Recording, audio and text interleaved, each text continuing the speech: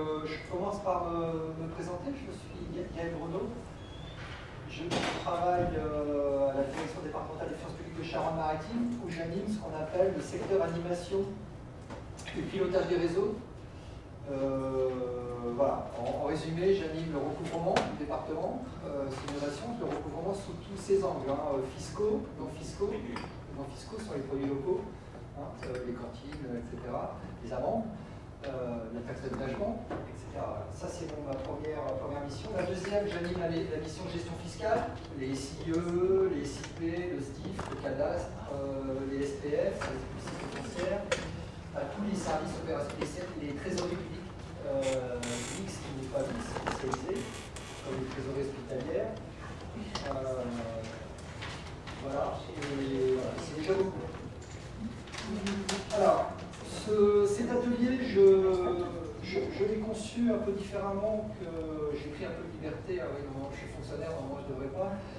Le thème, mais je vais le respecter, c'était l'évolution des relations avec l'administration à l'ère du numérique.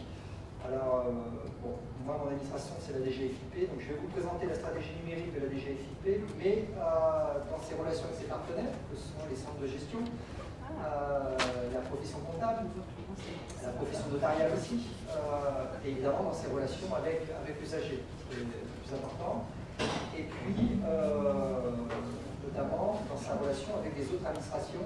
Vous verrez que nous avons plein de projets interministériels dans les tuyaux, je vais vous en présenter quelques-uns, qui partent de mon administration ou qui vont être réceptacles pour mon administration. Voilà pour la présentation.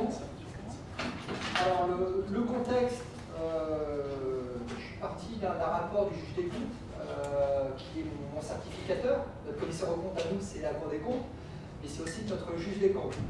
Séparation, contrôle, on en reparlera. Voilà, vous voyez qu'il n'y a pas que la profession comptable qui a ces problématiques, mon administration là aussi. La Cour des comptes a produit un rapport assez intéressant qui est tout récent en janvier 2016 sur la généralisation des services publics numériques et par un constat de départ, c'est que la France occupe au niveau international une place assez honorable. Elle est 13e sur un indicateur qui prend en compte 4 points d'impact, que sont l'offre de services dématérialisés, le nombre d'utilisateurs, c'est-à-dire le nombre d'usagers internautes, le recours au formulaire préampli, c'est le troisième point d'impact, et l'ouverture des données vers l'extérieur. La France se situe à la 13e position mondiale, ce qui est pas mal, elle est loin devant l'Allemagne, c'est-à-dire c'est très bien. Voilà. La Cour des comptes fait des constats négatifs. Elle dit que le recours aux démarches dématérialisées n'est pas suffisamment valorisé, c'est vrai. L'administration ne sait pas communiquer, je le reconnais bien volontiers, ce n'est pas notre métier. Mais on essaye d'avancer, parfois grâce à vous. Le développement des services publics numériques n'est pas utilisé comme un levier de modernisation de l'État. Le rapport il est de février 2016, concernant la gestion 2015. Je serais peut-être moins d'accord dans le contexte actuel avec ce constat-là. Ceci dit, il y a de l'espoir. La Cour des comptes relève que la France a pas mal d'avance en matière d'équipement et pratique des usagers, ce qui est assez rassurant. C'est-à-dire que le socle d'investissement a été fait. On verra comment. Donc la possibilité d'émergence est là et que les projets structurants sont déjà très financés et déjà bien avancés et que la généralisation des services en ligne, elle n'est peut-être pas acquise, mais elle est déjà bien entamée. Voilà. Je vais faire, avant d'entamer ces 3 items-là, un peu de rétrospective, parce que c'est toujours intéressant de voir d'où on part dans nos relations de partenaires. La démat, c'est les années 80. C'est d'abord le transfert des données sociales, c'est normal que vous ne connaissiez pas, vous êtes trop jeune, c'était le transfert à la caisse d'assurance vieillesse, le transfert des données sociales. C'est ensuite les années 90, avec la procédure TDLC, pour les transferts de données fiscales et comptables. C'est la mise en place en 97 grâce à l'efficace, qui est une association dont les experts comptables est à l'origine. C'est la normalisation internationale des données fiscales et comptables qui a permis en 97 la généralisation des procédures, le DI TDFC et le DI TVA. grâce à l'apport de la profession. Le déploiement du compte de l'usager, je déclare.com. Le compte de l'usager, c'est pas une construction dans l'administration, c'est une construction de la profession, de l'ordre des experts comptables. Il faut le dire. Donc c'est largement inspiré en administration. D'ailleurs, je pense qu'on verra tout à l'heure des questions sur la dualité entre le portail fiscal et je déclare.com. J'essaierai de trouver des solutions d'ensemble à cette dichotomie, mais je dis vraiment à l'usager quand ça ne passe pas en EDI, TDFC, de passer par je déclare.com, ça marche mieux. Voilà. Mais pourquoi c'est aussi l'intervention de la profession comptable dans la construction des textes au contrôle des comptes informatisés. Ça, c'était en 2005. En 2013, pareil, des interventions de l'ordre dans la construction des supports juridiques liés à la mise en place du FEC, le fichier des enregistrements comptables. Voilà. Donc, tout ça pour vous dire que la profession comptable a totalement pris part et ses responsabilités pour l'accompagnement des différents acteurs. Et qu'aujourd'hui, c'était une rétrospective et on va voir la cible à laquelle on est censé arriver ou dans laquelle on est peut-être aujourd'hui tout de suite. Alors, 3 temps, je pense que je vais squeezer le dernier, il a moins d'importance, c'est vous montrer l'impact du service public numérique dans mon administration. C'est aussi un bouleversement pour nos agents, comme ça peut l'être pour vous aussi, dans l'organisation de vos équipes en cabinet, ensemble, ou dans les entreprises que vous pilotez. Ça suppose aussi un accompagnement voilà, des méthodes de travail. En gros, le travail en numérique, ça influe aussi sur les conditions de vie au travail et ça doit faire l'objet d'un accompagnement. Alors, j'insisterai plutôt sur les 2 items. Donc, la stratégie numérique, c'est une stratégie transversale et durable. Durable, c'est évident, hein, elle est pérenne et irréversible, on ne reviendra pas en arrière. Transversale, vous verrez qu'à chaque fois, on essaie de prendre en compte plusieurs donnes. Le socle de toutes les constructions de projets maintenant sont orientées vers le service à l'usager. C'est vraiment le point fort du déploiement des services numériques fiscaux, c'est le service à l'usager. Donc nous aussi, on a ce que vous appelez des hackathons, c'est-à-dire des groupes de travail avec les usagers, avec la profession, avec les centres, pour déployer des services les plus ergonomiques possibles, même si on peut encore porter critique. Alors, la stratégie globale, elle s'articule autour d'une démarche stratégique. La démarche stratégique de l'administration, c'est notre business plan en 5 ans.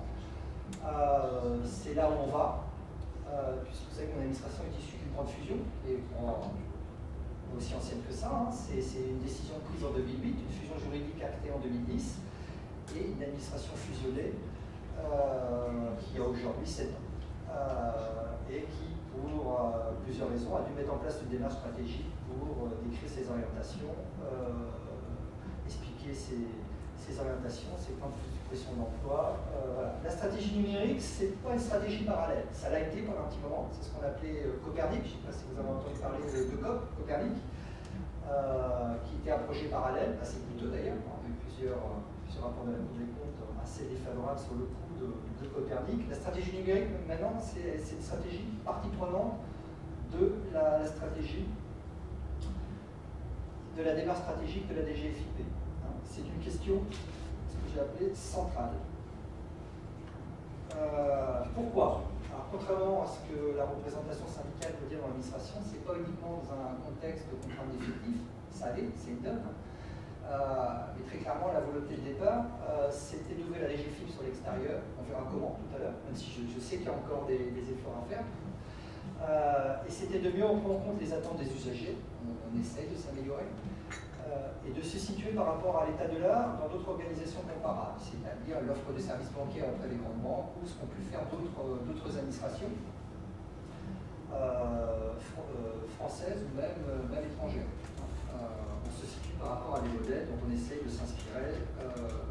Voilà. Et évidemment, la troisième donne, c'est une trajectoire budgétaire assez tendue, on peut utiliser d'autres mots, mais on s'est compris, et des gains de productivité qui couvrent effectivement des réductions d'effectifs assez drastiques dans l'administration, puisqu'on ne renouvelle pas pratiquement 2 départs sur 3.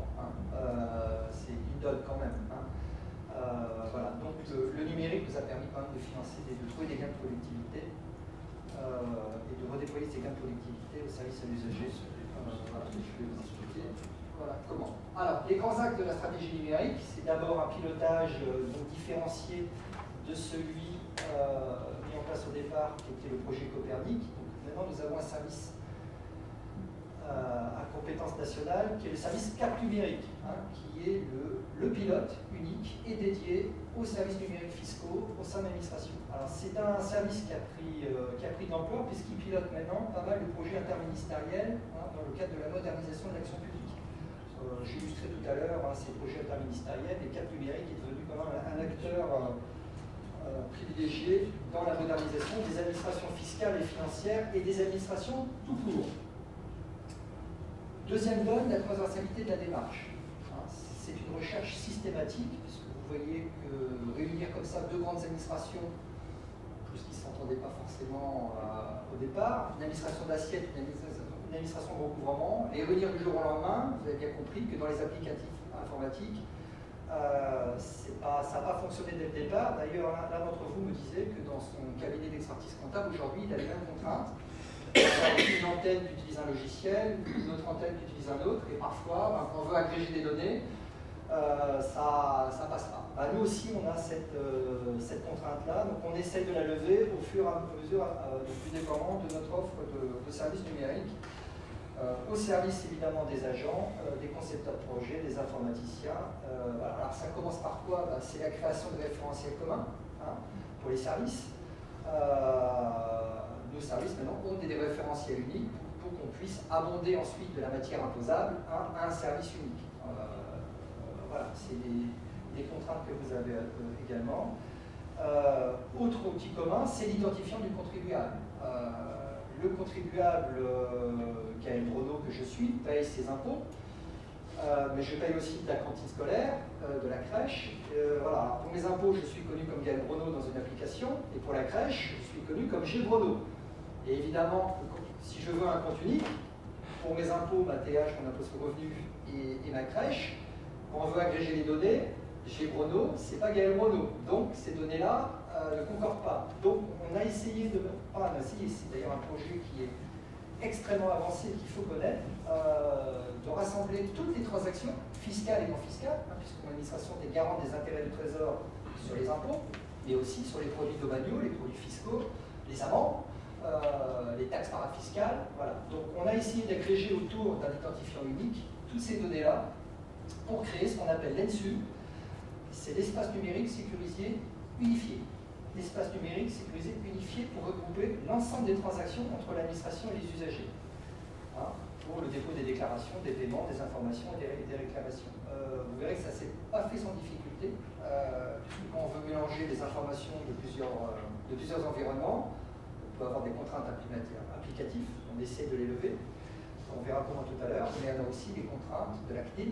Voilà, donc on verra aussi comment ces choses-là ont été levées. Donc là-dessus, à terme, le contribuable aura une vision globalisée, transversale de ces occurrences fiscales, non fiscales, patrimoniales, et voire peut-être à terme, ce sera ouvert à d'autres administrations dans le cadre notamment du projet IDENO une seule fois. Je ne vais pas trop vite, non? Alors, tous les métiers sont concernés, puisque le métier que vous connaissez essentiellement, c'est ce qu'on appelle la gestion des professionnels. On a d'autres métiers. Hein. Moi, je pilote aussi les collectivités locales. Le numérique, ça concerne aussi les collectivités locales. Nous tenons les comptes publics locaux, comme vous tenez le compte en compta privé de clients. Nous tenons le compte en compta public M14, M22, M21, enfin nos nomenclatures sont assez variées, des collectivités locales. Tout ça se fait également comme vous, hein, dans une GED, en environnement dématérialisé. Cet environnement, l'applicatif, il s'appelle Helios. Donc il couvre aussi bien la dématérialisation des titres de recettes, ce que vous appelez les factures, les mandats de paiement en flux entrant, c'est-à-dire la dépense, les faits justificatifs, on en parlera peut-être tout à l'heure dans un autre contexte. On m'a dit que vous avez parlé beaucoup ce matin de PS, je suis assez ouvert d'accord. On a aussi cette contrainte-là pour le contrôle des pièces justificatives des collectivités locales. Vous pouvez peut-être rencontrer à moyen terme au sein des centres de gestion agréés dans le cadre du contrôle de la dépense et des pièces justificatives. C'est quelque chose qu'on a aussi connu vis-à-vis des ordonnateurs. Hein. Voilà. Tout ça doit s'inscrire normalement dans une échéance proche, dans ce qu'on appelle la foule des maths. Les collectivités locales sont censées aboutir à une dématérialisation totale de leurs flux comptables et financiers au 1er janvier 2007 dans le cadre de la facturation électronique qui va d'abord concerner la sphère publique et ensuite par palier, concerner tous les flux de facturation jusqu'en 2020 entre les différents opérateurs. Une autre illustration des métiers, c'était les recours, mais c'est anecdotique. Les échanges avec la juridiction sont maintenant totalement dématérialisés. Donc quand vous contestez un impôt ou une position ou un contrôle fiscal, vous maintenant devez contester par la voie dématérialisée. La juridiction administrative a un canal de dépôt qu'on appelle l'application télérecours. C'est juste une illustration supplémentaire de autre ambition, c'est vite, parce que là on est plutôt dans la communication, mais c'est quand même une vraie ambition, c'est de devenir une administration numérique de référence, mais elle est déjà. Une donne peut-être plus importante, et surtout dans le contexte actuel, c'est que la dimension interministérielle n'est pas ignorée. La stratégie numérique va aussi contribuer à la réussite de certains projets portés par le secrétaire général à la modernisation de l'action publique. C'est par exemple le programme Dites-nous une fois. Dites-nous une fois, c'est quoi? C'est tout simplement, c'est essayer de réduire, c'est pas essayer d'ailleurs, ça va être une obligation, de réduire le nombre d'informations demandées aux contribuables. L'illustration que vous connaissez, c'est qu'une entreprise soumissionne à un marché privé, elle n'a plus d'attestation de régularité fiscale à fournir. C'est à mon administration de communiquer au service de la dépense cette attestation. Ça, c'est une illustration pour la sphère des professionnels. Et le socle de cette illustration, c'est ce qu'on appelle, on a des interfaces maintenant avec d'autres administrations qu'on appelle des API, qui sont simplement des interfaces informatiques où nous déversons en fait, avec l'autorisation évidemment du contribuable professionnel, des éléments. Pour les particuliers, c'est tout simplement la remise d'un avis d'imposition. Le contribuable n'a plus à transmettre un avis d'imposition, il se doit à l'administration de télétransmettre à une autre administration sans que le contribuable en fasse la demande, mais s'il en a donné son accord, ça c'est un API particulier. Voilà. De façon à ce que le contribuable réduise le nombre de production de pièces justificatives, voire supprime totalement le nombre de pièces justificatives. C'est la CAF par exemple qui demande la déposition. C'est ça. Alors, la CAF ne demandera même plus, ça se fera automatiquement. Voilà. Mais j'insiste, avec l'accord du contribuable. Moi, je ne l'avais pas vu sous cet angle-là, je trouve ce sujet assez intéressant.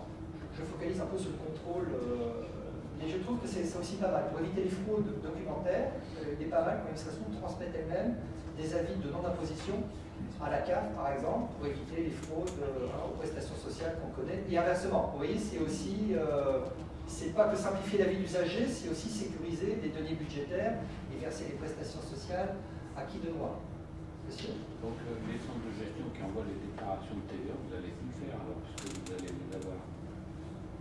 Alors, c'est-à-dire...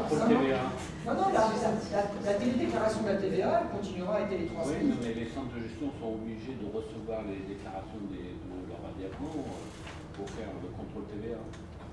Oui, mais par rapport à Dites-nous une fois, ça ne change pas la donne. Je ne vois pas... puisque normalement les données TVA, on ne les transmet pas comme ça à l'extérieur, elles sont soumises au secret professionnel, mais pour le contribuable, si vous voulez, c'est autre chose, c'est réduire le nombre de formalités papier à produire. Puisque c'est vrai que le contribuable...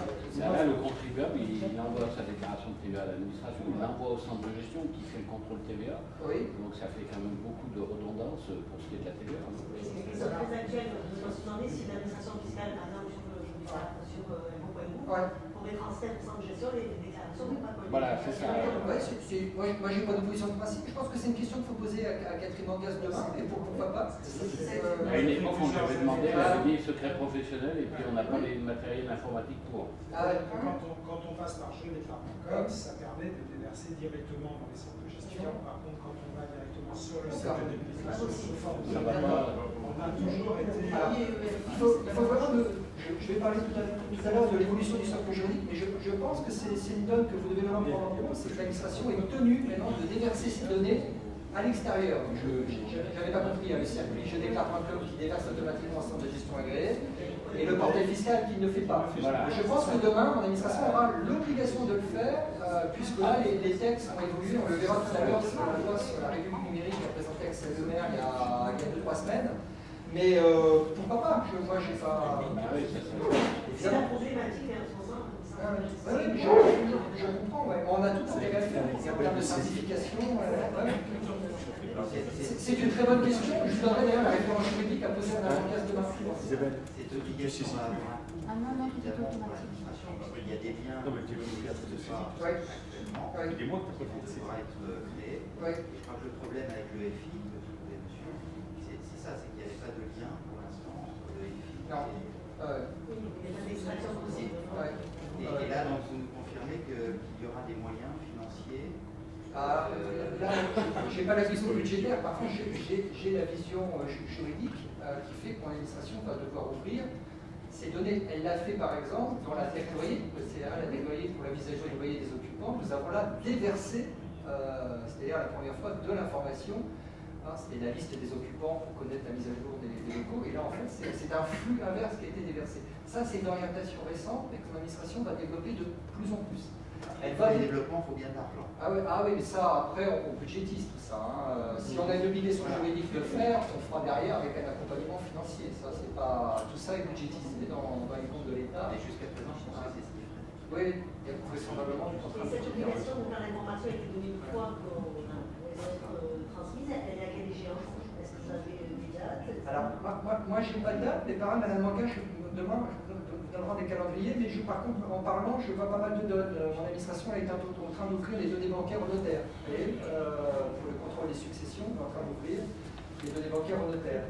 Nous avons, et ça c'est une opération d'ampleur, et ça s'est fait sans difficulté, nous avons délivré toutes les données cadastrales, ce qu'on appelle la documentation cadastrale, alors des géomètres experts.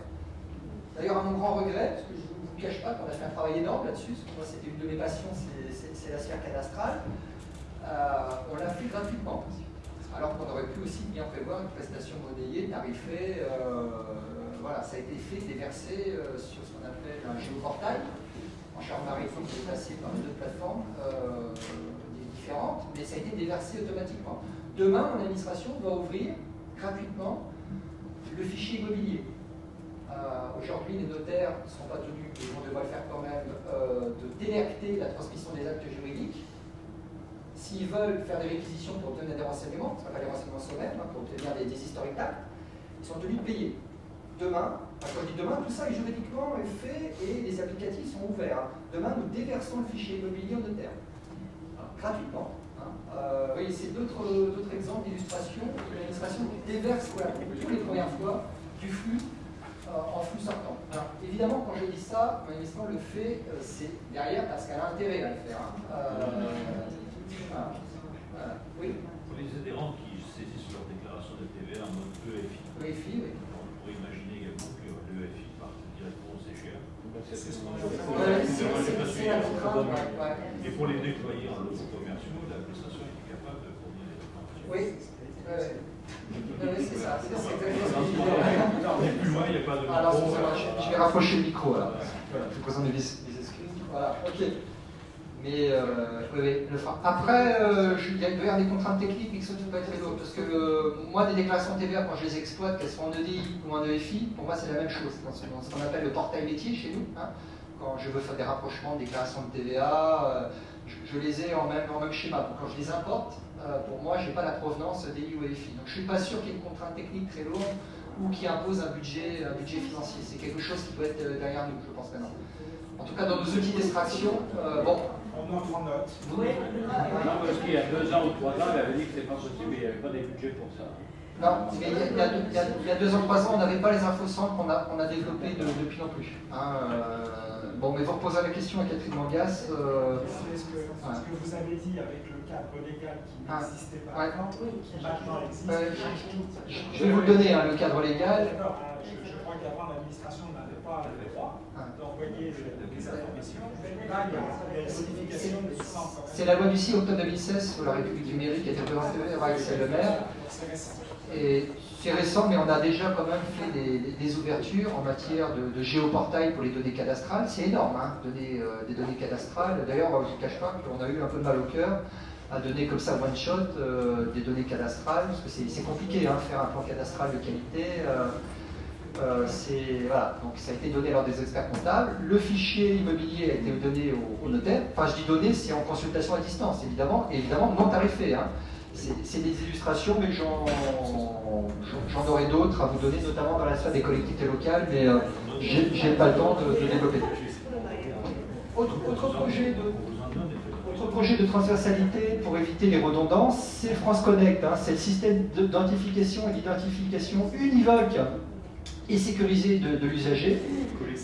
J'en ai déjà parlé pour les particuliers. Hein. On a maintenant un identifiant certifié pour les particuliers. J'évoquerai tout à l'heure dans quelles conditions il a été certifié, cet identifiant. Bon, pour les professionnels, ce n'est pas encore fait. Je crois qu'il y a des discussions avec l'ordre des experts comptables pour que le contribuable, qui est aussi usager, personne physique ou particulier, n'ait plus qu'un seul authentifiant et identifiant à l'ensemble des services publics. Hein.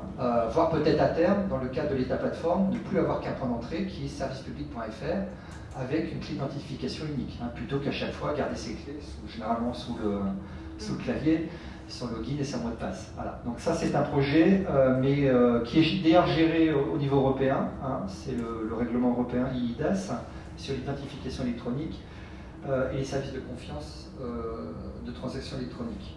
Voilà. La dématérialisation de bout en bout, c'est une recherche. Hein. Ça ne veut pas dire qu'on passe immédiat au tout numérique dans l'administration, mais quand on développe un applicatif, on essaye d'offrir un panel voilà, le plus large possible. L'exemple, c'est un panel assiette et recouvrement. Hein. Là-dessus, c'est ça. Le contribuable déclare son assiette à l'impôt sur le revenu et il télédéclare ses revenus dans un espace unique.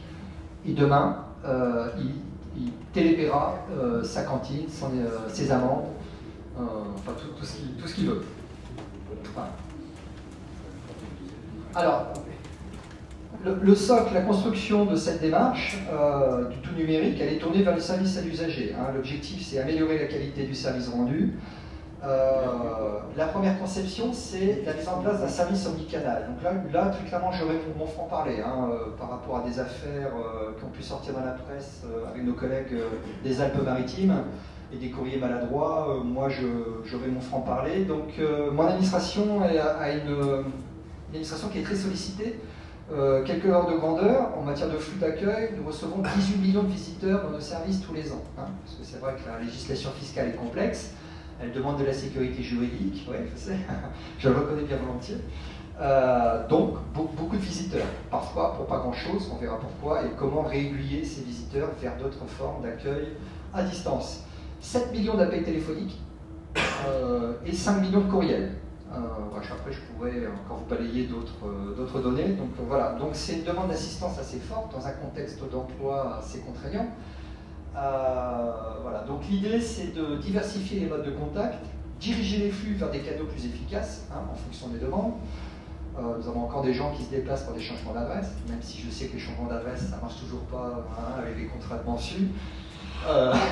Bon, mais on s'améliore. Voilà, vous allez voir comment. Et très clairement, nous sommes autorisés à communiquer de la sorte, c'est organiser l'évitement de la relation, c'est ce que je vous dis en bas, de la relation de guichet pour de très nombreux contribuables qui pourront obtenir des renseignements hein, de manière plus simple, plus confortable et moins consommatrice en temps pour eux-mêmes et pour l'administration.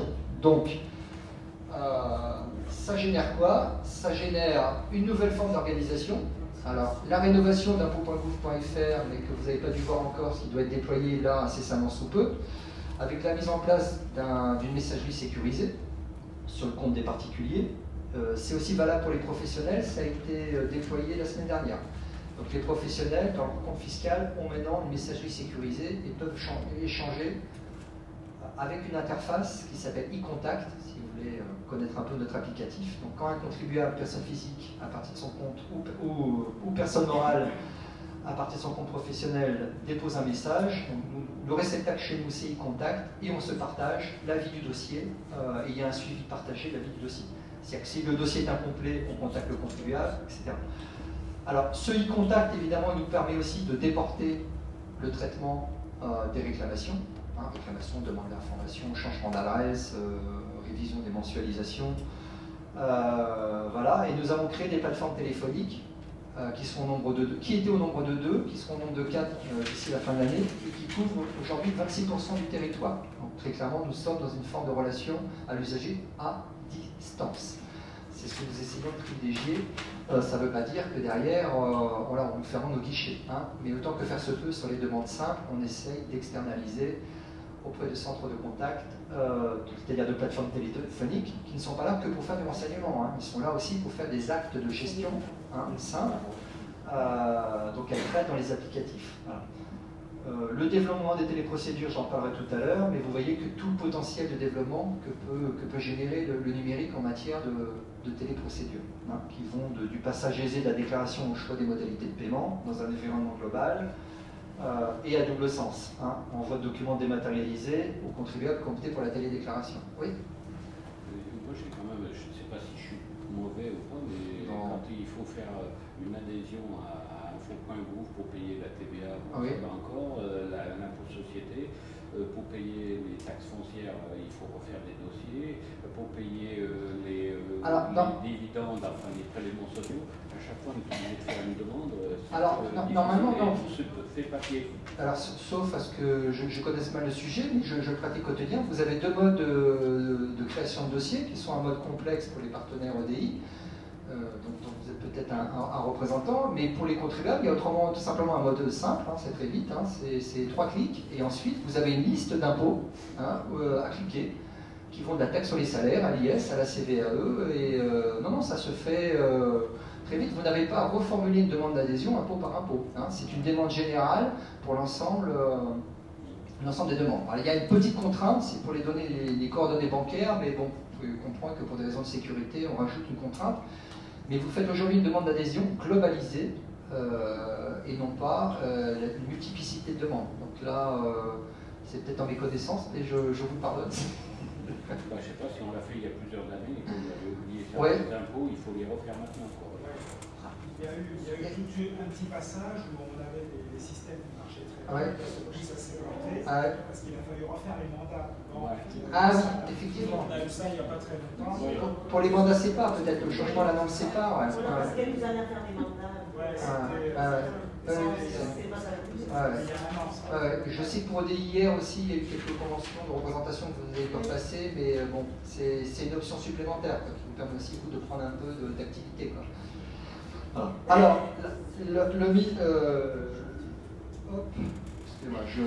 l'accès par smartphone, bon, je place, c'est anecdotique, ça marche pas trop. Hein. L'accès par smartphone, c'est pas, on verra les chiffres tout à l'heure. Bon, ça peut être sympa quand le contribuable a une déclaration conforme, ce qu'on appelle une conforme chez nous, c'est-à-dire 78% des contribuables reçoivent une déclaration pré-remplie qui ne modifie pas, donc c'est un seul clic. Là, on pourrait faire un peu mieux en matière de validation par smartphone. C'est pas terrible pour l'instant, c'est à peu près 300 000 paiements smartphone pour l'administration. C'est pas nous. Non. Alors, la question de l'obligation de la relation du numérique, hein, c'est le problème des zones d'ombre, hein, de la couverture du territoire. Donc là, il y a quand même des dispositifs d'accompagnement. Le premier que je citerai, c'est le programme Transition numérique, hein, qui a été mis en place en 2012. Avec des conseillers web publics et privés, dont vous êtes les accompagnateurs, hein, puisque la FCGA est partie prenante à ce programme Transition numérique en termes d'accompagnement, hein, des PME, des TPE, surtout des TPE, en matière d'apprentissage du web, ou développement du e-commerce, lors des experts comptables aussi, la Direction générale des entreprises. Voilà. Donc on a quand même des programmes d'accompagnement pour accompagner les TPE aux nouveaux usages du numérique. Voilà. Vous avez la loi pour une république numérique, je trouve qu'il n'a pas été très bien commenté dans la presse, voire pas du tout, qui a été présenté par Axel Lemaire il y a 2-3 semaines. Il y a 30 items, hein, j'en ai repris que 4, et je cherche celle qui nous intéresse. Ouverture par défaut des données publiques et d'intérêt général. Voilà. C'est là que je vous dis que maintenant l'administration est tenue, et c'est accompagné d'un dispositif de sanction. Hein. Très clairement, hein, si ce n'est pas fait, l'administration est tenue d'ouvrir ses données publiques. Hein. Alors évidemment, ça correspond à un cadre, il y a des règles de secret professionnel, mais les administrations vont devoir déverser entre elles avec accord du contribuable évidemment, et déverser à l'extérieur des données pour que des opérateurs puissent même, ça va vous choquer mais c'est comme ça, commercialiser ces données. Nous avons transmis le plan cadastral à l'ordre du géomètre expert, je ne sais pas ce que va faire l'ordre du géomètre expert de ces données cadastrales. Mais très clairement, il peut aussi y avoir un usage mercantile, même si quand on déverse, on essaie de faire des attestations de non-commercialité. Mais voilà, les usages sont aussi ouverts. Bon. La portabilité des données, c'est éviter qu'un contribuable, lorsqu'il change de fournisseur, doive ressaisir des données économiques. Voilà. Donc les opérateurs sont tenus d'opérer une portabilité des données, c'est-à-dire les transférer. Le droit au maintien à la connexion Internet, on le connaissait déjà, le droit au maintien à l'eau et à l'électricité, c'est la même chose. Les opérateurs Internet sont tenus d'offrir un petit débit à quelqu'un qui ne paye pas ses factures. Voilà. Et l'accélération de la couverture du numérique. Et je lisais dans un petit document qui m'a été offert par l'un d'entre vous. Je ne sais pas d'ailleurs s'il me l'a offert, mais je crois que je vais lui rendre. C'est pas encore une Bible. C'est pas une Bible, il y a des choses assez intéressantes. Parce que il nous dit, votre grand président, Philippe Araou, que 60% des Français sont équipés d'un smartphone, ce qui est énorme. 70% des Français se déclarent connectés à Internet par jour, et que 61% des internautes sont des mobinautes, c'est-à-dire des fans du smartphone et de l'iPhone. Donc c'est quand même assez intéressant. Ouais. Et moi je vais en Charente-Maritime, où on a un département, La Rochelle, qu'on dit riche, dans le nord. Il y a un département sud qui est plutôt pauvre et rural, où nous avons beaucoup de collectivités locales, des toutes petites collectivités locales, parce que nous avons plus de 500 collectivités locales communes en Charente-Maritime, c'est assez atypique. Et ben dans le sud, je vends plus de ce qu'on appelle le Tipeee, de paiement sur Internet, dans les communes rurales, que chez les riches. Donc vous voyez, il ne faut pas croire que l'apanage du numérique, c'est l'apanage des riches ou des grandes entreprises. On a aussi des TPE dynamiques et des contribuables en zone rurale qui utilisent bien plus. En tout cas, nous, les produits, les paiements, on verra tout à l'heure le PayFit, les paiements Internet, on les vend beaucoup plus dans les zones rurales que dans les zones urbaines. Voilà, une petite aparté. Évidemment, le passage au numérique, il se fait par palier, avec des mesures de transition. Par palier, c'est des mesures graduelles. Alors là, je pense que je vais avoir un faux discours, mais vous avez vu l'obligation de télédéclaration à l'impôt sur le revenu, où on est allé sur un seuil d'abord de revenu, 40 000 € cette année, 19 000 l'année prochaine, et une télédéclaration obligatoire en 2020, mais sans sanction pour ceux qui ne télédéclarent pas. Donc c'est assez souple. Il y a pu avoir des dispositifs d'accompagnement financier, mais il ne faut pas le dire, c'est la technique du nudge. L'administration n'a pas le droit d'accorder, c'est le principe d'égalité devant l'impôt, d'accorder des mesures fiscales, même si elle le fait. Si vous faites flasher devant un radar automatique et que vous télédéclarez votre amende forfaitaire majorée sur le site amende.gouv.fr, vous aurez une remise de 30%. Mais ça, normalement, c'est proscrit. Voilà. Après, c'est peut-être une conception plus personnelle, je crois que le passage au tout numérique aussi, il faut le comprendre comme un facteur d'apprentissage, c'est ce que j'ai appelé le facteur d'inclusion numérique. C'est l'occasion aussi d'inciter l'apprentissage des nouvelles technologies pour les personnes qui ne s'y sont pas mises, que ce soit dans la sphère des particuliers que dans la sphère des professionnels.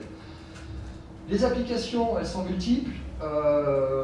On parlait du point de départ tout à l'heure de TDFC. Aujourd'hui, la déclaration de revenus par Internet, c'est 14 millions de foyers fiscaux, 40% des foyers fiscaux. On a à peu près 32 millions de foyers fiscaux. Le zéro papier, c'est 6 millions de foyers fiscaux qui ont opté pour le zéro papier. Les règlements par Internet, c'est 3 millions de paiements. Vous voyez le smartphone, c'est pas beaucoup, c'est 248 000 paiements par rapport aux 3 millions. Donc on a encore des marges de progrès et ça va venir. Il faut juste que l'administration communique ce qu'elle ne sait pas faire, mais voilà, on progressera. La TVA, depuis le palier du 1er octobre 2014, grâce à vous, merci, 98% de la TVA a été réglée, mais elle est aussi télépayée.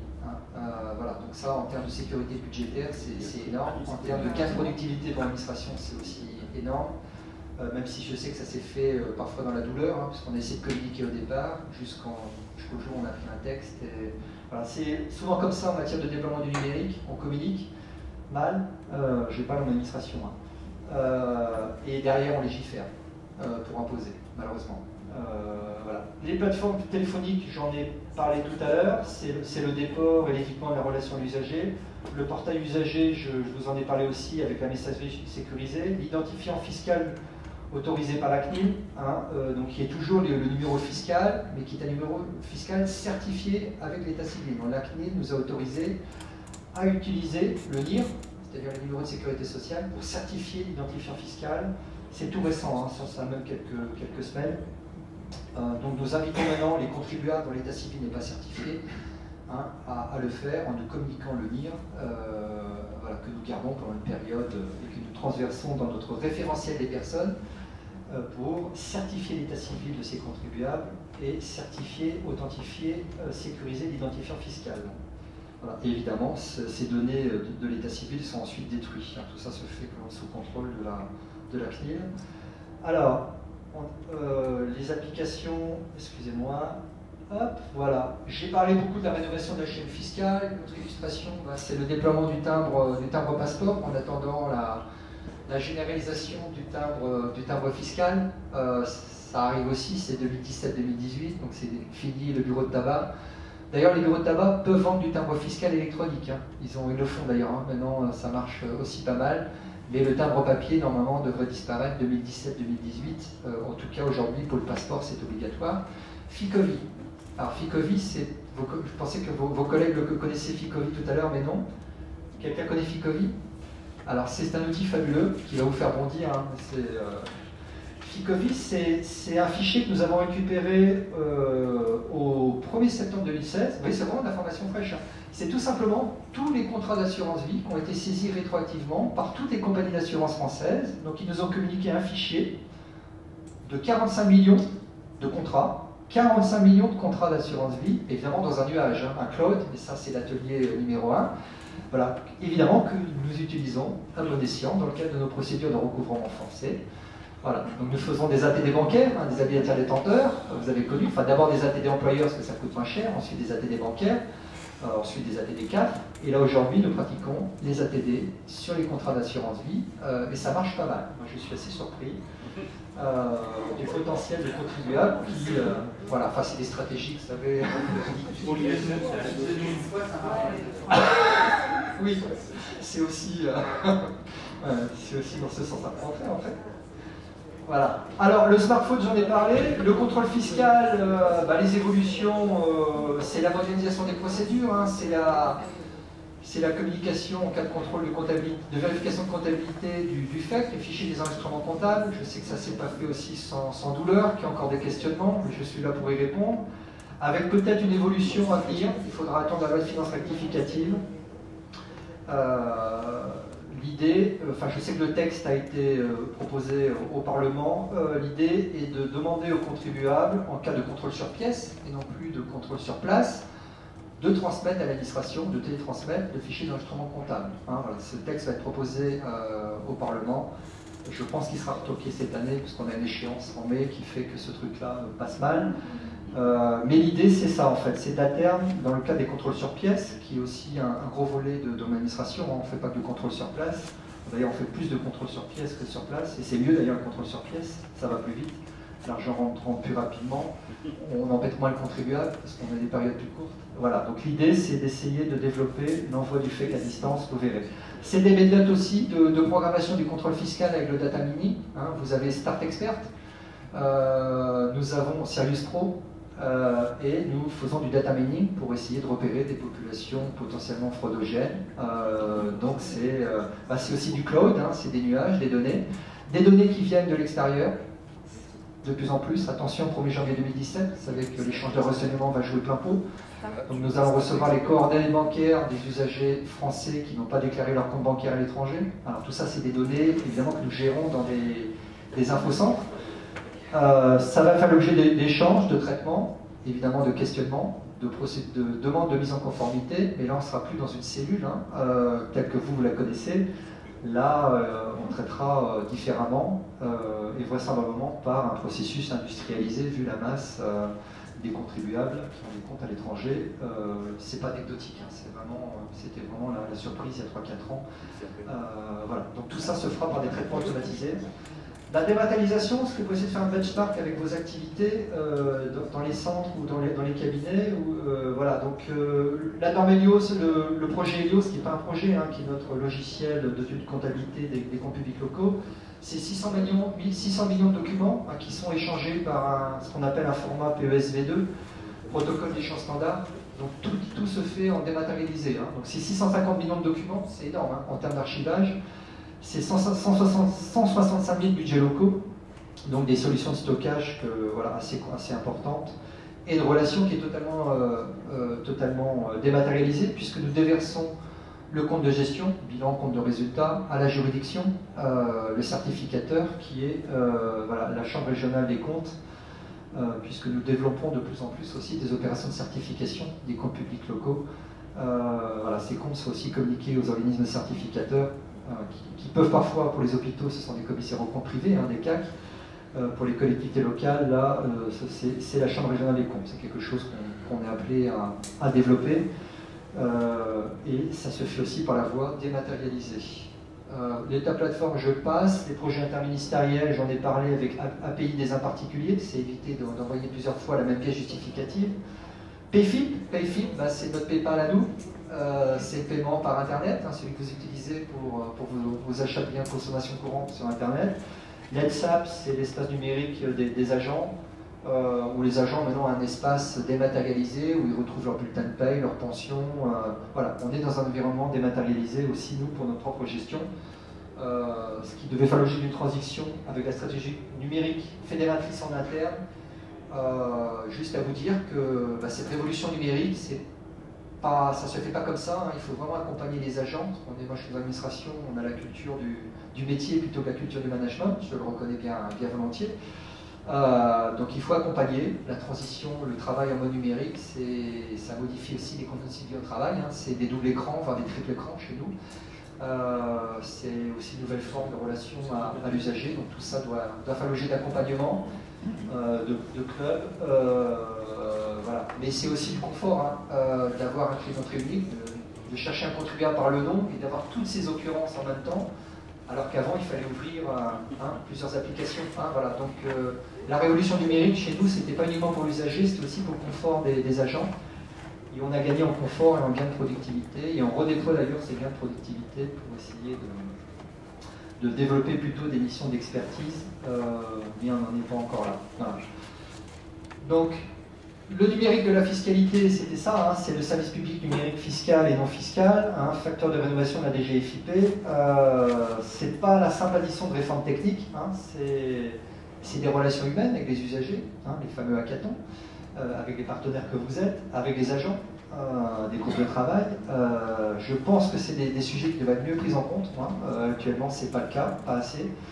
Et évidemment, lorsque l'apprentissage du numérique sera fait, il fera passer un autre sujet, c'est la fiscalité du numérique, hein, la fiscalité de l'e-commerce. Là aussi, il y a plein de choses à inventer, à anticiper, mais ce sera une autre étape qui sera plus juridique. Voilà. Merci de votre attention. Puis s'il y a des questions, je suis à votre disposition. On va parler tout à l'heure de l'exploitation du CRM. Je ne sais pas si ça... Non. Ouais. Alors le CRM, il est exploité plutôt quand ils sont négatifs. Mais on les exploite aussi. Une précision que m'a faite Christophe Dudoyer, c'est aussi les déclarations rectificatives. Hein, évidemment, c'est quelque chose de super appréciable. Mais voilà, le CRM est bien exploité et c'est un atout pour l'administration d'avoir comme ça un partenaire qui en pré-filtre. Voilà. Je ne sais pas s'il y a d'autres questions sur... Quand il y a une cessation d'activité, on a toujours des problèmes pour la dernière déclaration de TVA. Quand le compte est quasiment clos, l'administration est obligée d'envoyer du papier des fois. Ah oui. Il y a plus de comptes. Ah, pour fermer le compte ou quand le... Non, par exemple, il y a une cessation d'activité, j'ai eu il n'y a pas longtemps, on a fait la déclaration. C'est 60 jours, la cessation d'activité, c'est l'article 205 du Code sur les impôts, vous avez une déclaration de cessation à faire dans les 60 jours. Hein. D'accord, mais si après on dépasse les 60 jours, on peut plus faire la déclaration de TVA, on est obligé d'envoyer papier. Papier, ouais. Ça marche quand même. Ça marche quand même, mais bon, je veux dire, il faudrait le laisser, même si on a des pénalités qui sont des tartares. Si tu laisses le compte de TVA ouvert, après tu vas avoir des relances pour non-déclaration. C'est un peu des problèmes. Il peut encore y avoir des problèmes, mais bon, sur les cessations, effectivement, il peut y avoir encore des difficultés. Monsieur, si vous avez d'autres... Oui, j'ai plus ça en tête, mais soit BIC, BA ou BNC, il y a un certain nombre de documents qui sont accessibles pour faire sa déclaration en ligne. Oui. Alors, je crois que toutes les déclarations n'étaient pas opérationnelles. Alors, pas toutes, mais on a évolué, notamment pour la 2072 simplifiée pour les SCI. Maintenant, vous pouvez la transmettre en format EFI, EDI et EFI pour un certain volume de SCI. 16h45, c'est ça, c'est ce que vous avez dit tout à l'heure? C'est 16h45. Voilà. Je suis désolé de couper, parce qu'apparemment il y a un afflux.